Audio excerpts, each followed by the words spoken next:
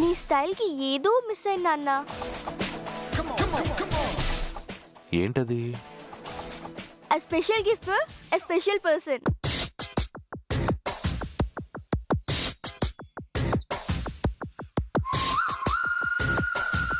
Wow, bow tie.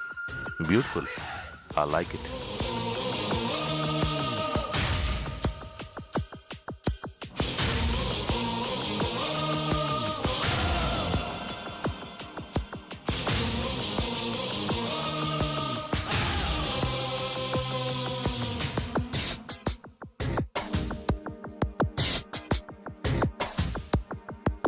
ఏంటలా చూస్తున్నారు? No you are looking very smart.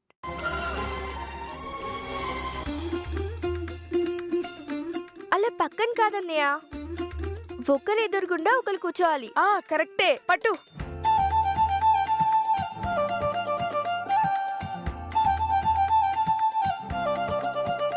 Ravi uncle మీరు రెడీనా? మేము రెడీ.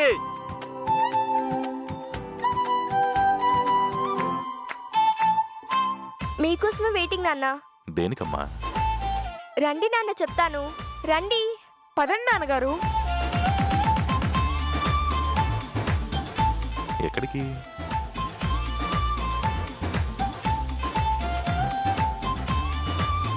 కూర్చోండి నాన్నగారు. కూర్చోండి నాన్న, కూర్చోండి.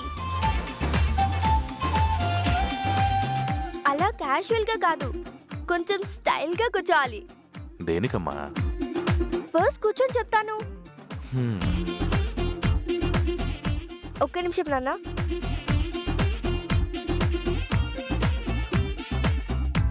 బుక్ చేత్తో పట్టుకోండి. అలా పట్టుకుంటే బాగుండదు, బుక్ ఓపెన్ చేసి చదువుతూ ఉండండి. నేను ఈ బుక్ చదవడం ఏంటమ్మా? చదవటం అంటే బుక్ చదువుతున్నట్టు నటించాలి నాన్నగారు. నటించడం దేనికి? ఇప్పుడు అమ్మ వచ్చి మీకు ఏదో చెప్పాలనుకుంటుంది, అందుకని. ఏం చెప్తుంది? అమ్మ చెప్పేది మేం చెప్తే బాగుండదు నాన్నగారు. మీరు మామూలుగా కూర్చుంటే అమ్మ కోసం వెయిట్ చేస్తున్నట్టు ఉంటుంది. అందుకే బుక్ చదువుతున్నట్టు నటించండి. చదవండి నాన్న. మీరేం చేస్తున్నారో ఏం మాట్లాడుతున్నారో నాకు అసలు ఏమీ అర్థం కావట్లేదు.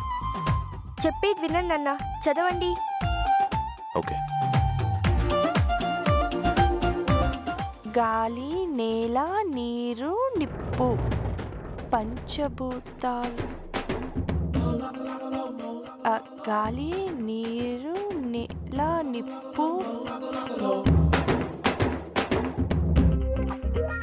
మనస్సాక్షి.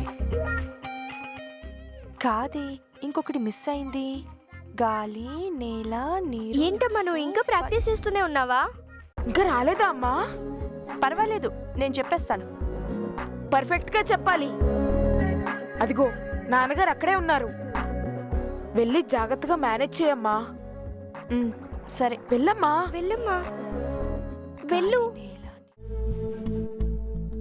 అమ్మా నాన్న కూడా లేరు.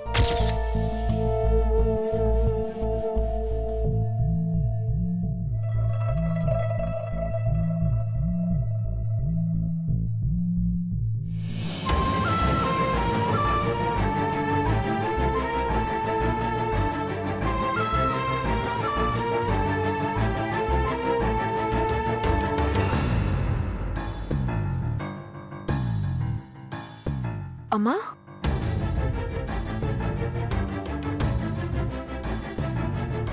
అమ్మా, ఒకసారి దేవన్నయ్య దగ్గరికి వెళ్ళొద్దామమ్మా. దేవన్నయ్యకి ఘోరమైన అవమానం జరిగింది. శక్తన్నయ్య అన్న మాటలకి దేవన్నయ్య చాలా బాధపడుతుంటాడమ్మా. దేవన్నయ్య మనం పిలిస్తే వచ్చాడు. మన కోసం వచ్చినవాడు అందరిలో తలదించుకోవాల్సి వచ్చింది.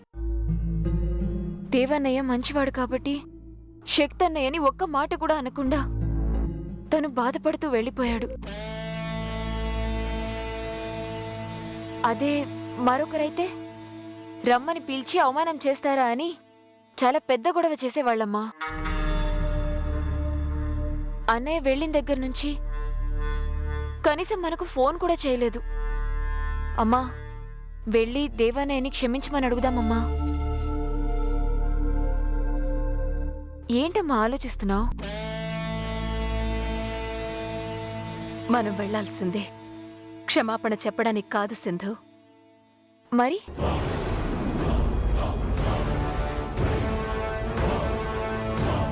రండి పంతులు గారు.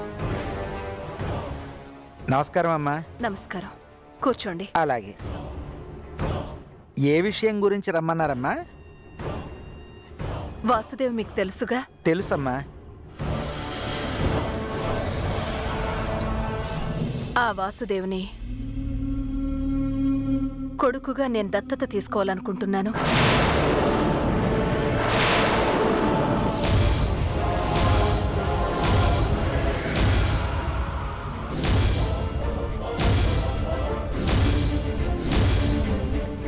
దత్తత తీసుకోవడానికి ఒక మంచి ముహూర్తం చూడండి.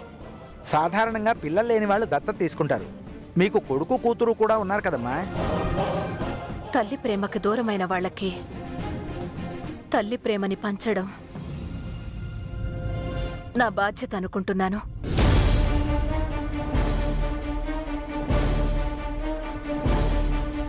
తల్లి లేని కారణంగా వాసుదేవ్ అవమానాల పాలవుతున్నాడు. అందరికీ మంచి జరగాలి, మంచి చెయ్యాలి అనుకునే వాసుదేవ్ అలా అవమానాలు పడటం నాకిష్టం లేదు. అందుకే నేను వాసుదేవ్కి తల్లిని కావాలనుకుంటున్నాను.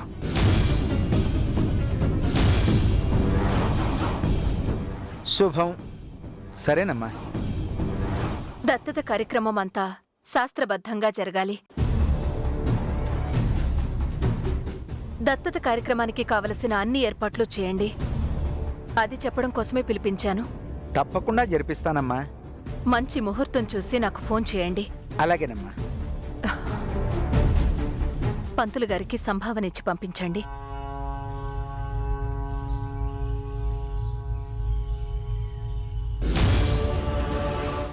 అమ్మా, దేవానయ్యని దత్తత తీసుకోవాలన్న ఆలోచన చాలా గ్రేట్ అమ్మా. మంచి పని చేస్తున్నావమ్మా.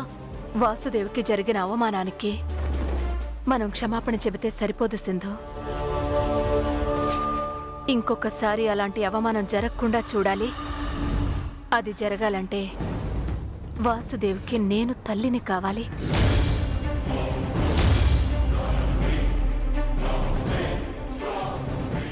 మనం క్షమాపణ చెబితే వాసుదేవ్ బాధ తగ్గదు. తల్లి లేని లోటును తీర్చగలిగినప్పుడే వాసుదేవ్ సంతోషంగా ఉండగలుగుతాడు.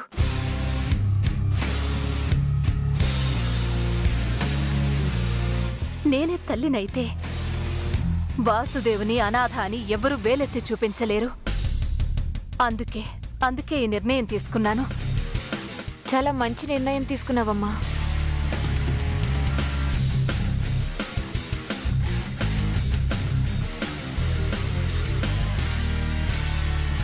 ఏంటమ్మా నువ్వు చేస్తున్న పని?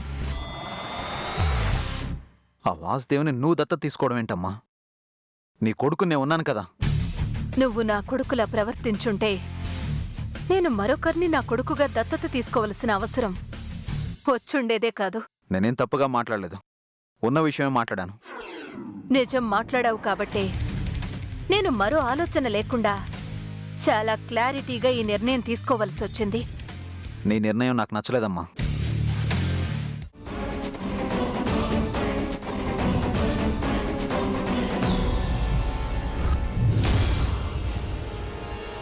మా నాన్నని పెద్ద కొడుకని నాకు ఆంజనేయ స్వామి చెప్పారు. మా నాన్నేమి పెద్ద కొడుకు. అవును నాన్నమ్మ.